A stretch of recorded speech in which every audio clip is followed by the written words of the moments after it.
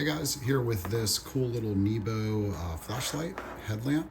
I'm just going to show you some functionalities on it and tell you why I absolutely love this thing.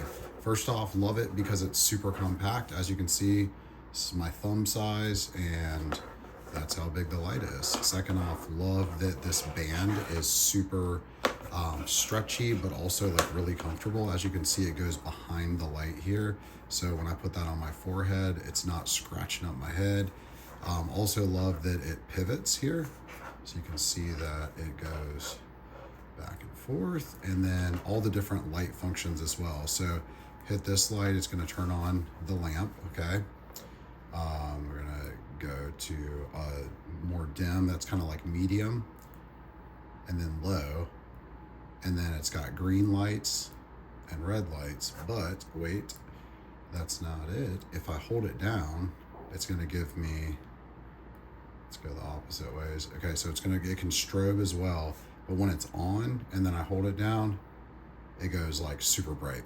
Okay, that's like max illumination, okay? So anyways, love this thing.